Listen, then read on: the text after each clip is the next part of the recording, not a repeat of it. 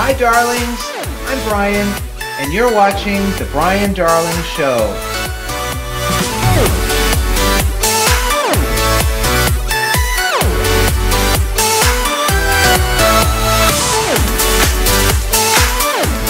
Well, we had such a great response from our last show with lesbian love expert Barb Elgin that I thought I'd better bring her on again. So welcome, Barb Elgin. Hi, Barb. Hey, Brian. It's so good to be back with you. I can't wait to talk today. You know, I got a lot of emails. Did you get any emails from the last show? Oh, gosh, I did. I mean, I'm telling you, they love us together. They want to hear more.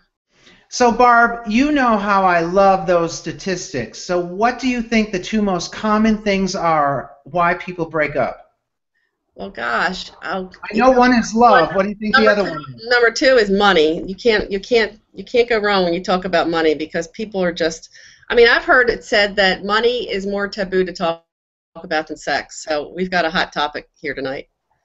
Money is more taboo. Well, I'm the money guy, so I'll give you my money perspective, and we'll get your love perspective, and our viewers will be the beneficiaries of some great information, I think, on this edition of the Brian Darling Show. Yes, we will. We're going to talk for the guys, the gals, for everybody. So listen up. So, did you know what the number one reason that people break up is? Did you think it was money, folks? Well, I think it's definitely up there. Uh-huh. Well, you know, it's partly true, but the one reason that really gets people apart is this thing around conflict, and in particular, not dealing with it, right? What's your money intelligence in your relationship, for example? You know, do you and your partner even talk about money? You know, I was looking up some research for this show, and a great article I came across about the marriage equality laws and how I think it was one of the banks did a study, and very few of us know what the heck's going on. We're confused. We don't know how the law's affecting our finances. We don't know what to do. We have these new things, these new benefits. I saw somebody the other day in an email say, oh, yeah, I got all this refund now going back so many years. I mean, how many of us might be sitting on some money we didn't know we had coming to us right now? Well, let me take it down to a really practical level on the money side. It's very easy for someone to, you know, turn on the news and, oh, yeah, we can get married now in our state, and we've been together for 5 years or however long we've been together, and let's go skipping down to the courthouse and get married. Well, I've said this over and over, and I'm going to say it again. When you get married, you're saying I do to that person's debt. You now have common bills to pay. I mean, we all know how to be single, right? But if you get married and you move, let's say you both have a residence. Do you want to keep both residences? Maybe rent one out, move into the other one. How are you going to pay your bills? Are you going to pool all your assets into one account and just pay the bills from there? That works for some people. But what if you make twice as much money as your partner does, let's say? Or what if your partner doesn't work at all?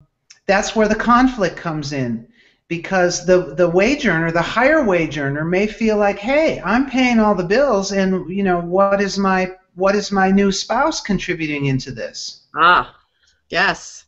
I was just going to say this brings up so many things. I can think of a past relationship I was in, and when I came into it, that person was older, had the money. I was just coming out of graduate school.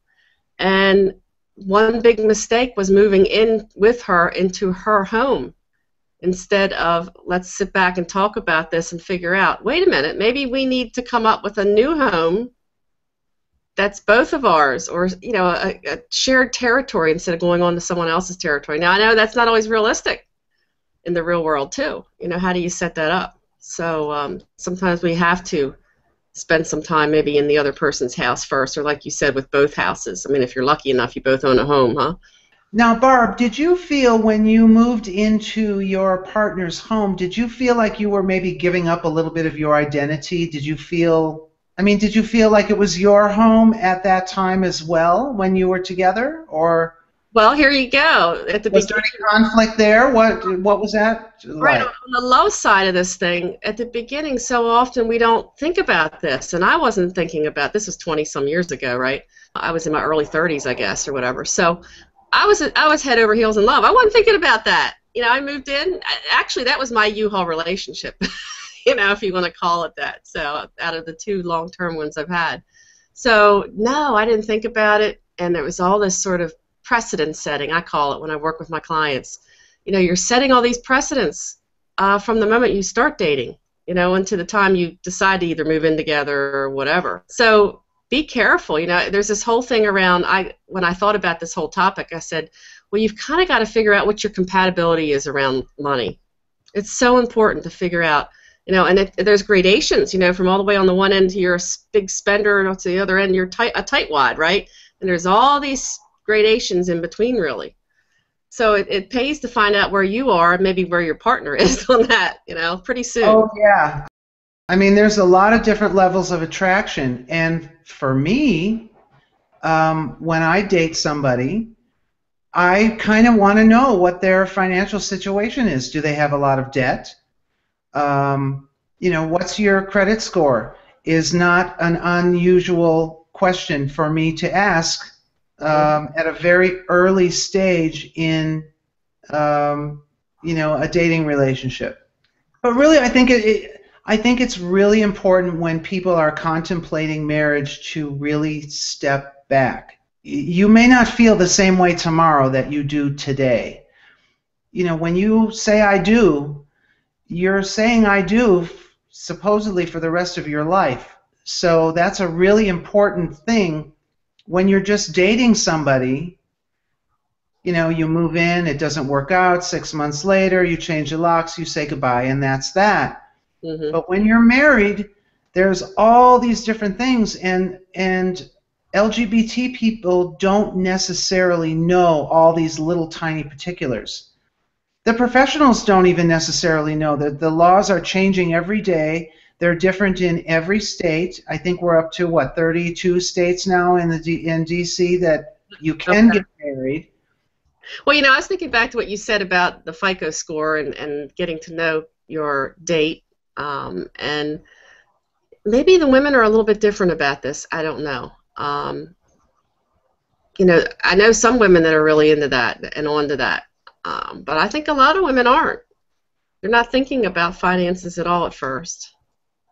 So Well, I want to know. I mean, I think ahead. I'm a long-term planner. Yeah, yeah. So when I meet somebody, in my brain I'm thinking, okay, well, if it works out, then we'll date for a year, and then we'll get engaged, and then we'll be engaged for another year, and then that's just a whole nother round of questions that I want to know, and a whole bunch of things. I'm one of those kind of guys that when I get married, every T is going to be crossed and every I is going to be dotted, but not everybody's like that. No. And, if you're head over heels in love today, you're going to be head over heels in love a week from now. And you're going to be head over heels in love a month from now. So why not just give it a little bit of time, talk to your attorney, talk to your accountant, and run some scenarios, put some things on the table. What's this going to look like if we just put all of our assets into one pool? A lot of people are calling me and asking me exactly these questions, and I'm sort of kind of helping them build that infrastructure of their financial life before they get married. And one couple decided not to get married. They're still together, they still live together, but they decided that they didn't want to get married right now. It wasn't that important to them to have a piece of paper saying they were married. And they prefer to keep all their assets separate. Now, one makes probably twice what the other one does. So I did a calculation, and for all of their common expenses, they each contribute on a percentage basis. So they're each contributing the same percent, not the same dollar amount necessarily. Right. But what that did was it kind of took away that individual conflict. So one partner doesn't feel like he's supporting the other one. The other one doesn't feel like he's maybe taking advantage financially. So for them, it worked out really good to get a financial balance. So they each have their own savings accounts. One of them likes to spend a lot of money, so he spends his. Yes. The other one is a saver, so he chooses to save his. They pay their common expenses in this third account, and it works great. And because that they don't have the money conflict, they seem to be getting along great. Their relationship is better. They're happier. They don't fight, especially about that. What about the love side? Well, I'm thinking about relationship agreements as you're talking about that. Have you heard of that? That's kind of like prenuptial, right? I mean, that could be something that people draw up before they get married legally, if they're going to go that route. But I like that. I like that idea. Some people think that's not romantic enough, right? They go back and forth on that one, Oh, I want to put all my money together. Again, women might be a little bit different about that. Not all women. And it depends, too. Nowadays, I think people aren't as wedded to that idea, no pun intended, of, mixing everything up, merging everything. And particularly the older women, right? The older men and women who have some assets. Oh, yeah. A lot of people saying, I'd like to keep it less complicated that way. And I love that system that you just said. I think it's a great system to keep the conflict. And that's one of the problems with the conflict. It starts to seep into other areas of the relationship, the money problem. And it can be a situation, too, where you're the less dominant person in the relationship and you're seething, you're resentful, and you're not getting your control, you're not getting to have enough say. And again, maybe it had to do with these precedents that you didn't set earlier on with that person. We'll say for a minute the minority spouse. Do they have as big of a voice when there's a decision that needs to be made? Let's say they're buying a new house or taking a trip or something. Does the high wage earner get to decide? The minority partner? Yeah. Is there such a thing in a relationship of love of a minority partner and a majority partner? That sounds like a business more than a relationship. And that's where people get into conflict right there. Well, on the money side of the relationship, I contend it's business. I mean, it's kind of a crude way of saying it, but if you think about the mechanics behind it, you need to draw up a business plan. That's a prenuptial agreement. People are so afraid of that word prenuptial, but really, darlings, the only thing you're doing with a prenuptial agreement is you are memorializing your intentions and you're agreeing on certain things should it not work out down the line. For instance, a lot of people, a very common stipulation in a prenuptial is both parties will retain what's theirs going in. So you write that down. If we split up, what's mine is mine. I'm taking that with me. What's yours is yours. You're taking that with you. Now, in community property states, after you're married, and now I'm not an attorney, but in a community property state, after you get married, then all those assets are considered 50-50, I believe. Is it? Yeah. But a prenuptial agreement, you're planning for the worst, really, is what you're doing. And you do this because you love them. I mean, God forbid, if your relationship or your marriage does not work out somewhere down the line, at least you know you're not going to have to fight about it at that point. You're going to feel bad enough already that you're breaking up. But you whip out the paperwork, and the paperwork is very clear. We've decided that we're going to do this and that, and you just do the deed and sign the paperwork and go your separate ways. Do the dirty deed, huh? Well, do the deed, whatever, but that's right. There's no love or emotion or anything when it comes to finances. Huh. And I think that's a hard thing for people to hear because... Well, that's your opinion, though. That's my opinion, absolutely. There's no emotion in paying your bills. That was one of my thoughts about the whole thing as I was wrapping up my thoughts about this, is that it's important to speak your mind. And there is no one right way about all this, but you need to come to an agreement that you're willing to live with, not one that is foisted upon you. And again, I think women, we've been socialized to be so accommodating, and if nowadays there's a lot of women that are very high-powered and high income in our community even. So that's nice to see, by the way. It is, but there's also a split there. There's also the statistics that show that there still are a lot of lesbian couples, even in poverty, in our community. You know, we have that gender gap in pay. So, but either way, you know, I think that we each have to figure out what we feel about it and make sure that that's known. And if you can't get your thoughts acknowledged and it's not a part of the plan, you really have to look at your own, like you said, long-term interests here. Are you really having your interests taken care of? You need to really do that. Well, obviously, many more of us are unmarried. We're single, right? I'm single, you're single. Mm-hmm. You know, I ask myself, what would I do if I were no longer able to work? Exactly. You know, I would immediately go to my savings account. Well, what if I don't have a savings account? I'm screwed. Yeah. Especially younger people, you know, they're invincible, right? They're never going to get sick. They can do whatever they want.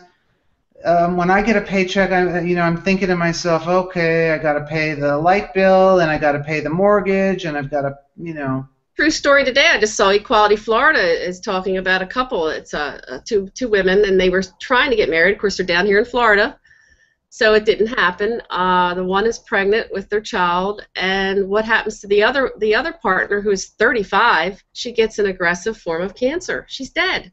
She already died. And they were never able to legalize things, so it's creating some issues for this woman in terms of her finances right now. And that's really sad. And I think, darlings, one of the reasons that we're talking about this, that Barb and I are here today, is because we don't want to see this happen to you. One of my favorite shows is The View, and their little tagline at the end is, "Take a little time to enjoy the view." Well, I say, take a little time and plan out your life and ask a lot of questions of each other, of your partner, and do it before you get married, because it's not so easy to get out. I mean, you actually have to get a divorce. We're all going to have to grow up now on that one, aren't we? Now, talk about conflict. Now, nobody wants to talk about that when you're, you know, skipping through the, you know, the roses and in that lovey-dovey stage. I really like how you are just like in your face, people's face about it in a way. It's really an accountability piece that people need to hear. They really do. I need to hear it. So many people need to hear it because we're maybe not led by those practicalities as much as you are. So it's really important to have that balance, you know, and it's also important for me to say when you go down that road real far with that, I'll say, well, wait a minute, you know, there are feelings here too. So how do you work that through, you know? So it's a great conversation, and I hope we have folks call and email and want to know more and have questions for us, you know, specific to this. I'm excited to hear that. I'm excited for those calls and emails. Now, Barb, tell our viewers where they can get a hold of you. It's real easy. Just go to my website at lastinglesbianlove.com, and you'll see a contact form on there. You'll see a blog. You can read my blog. I've got a radio show. Lots going on there. You know, come say hi. Sign up for our free audio series, and that'll get you on the list. So sure, you know, I mean, and we talk about money a lot in my community as well. Because it's. I just love that name, Lasting Lesbian Love. Don't you just love saying that? That's the L word. It's all over again, isn't it? The L word, lastinglesbianlove.com. Well, my website is not quite as flashy as hers. I'm just at briandarling.com. You know, tweet us, email us. My Twitter is Brian P. Darling, and my show Twitter is @TheDarlingShow, and all of this is on briandarling.com. Send Barb and I an email and let us know what you'd like to talk about. If you have a money question or a love question, you know, send us an email, and we'll come back again, and we'll talk about it, and we'll answer your questions. We're very accessible. So until next time, darlings, we are hitting those high waves of hot topics, LGBT news, and everything that you want to talk about. Thanks a lot for watching.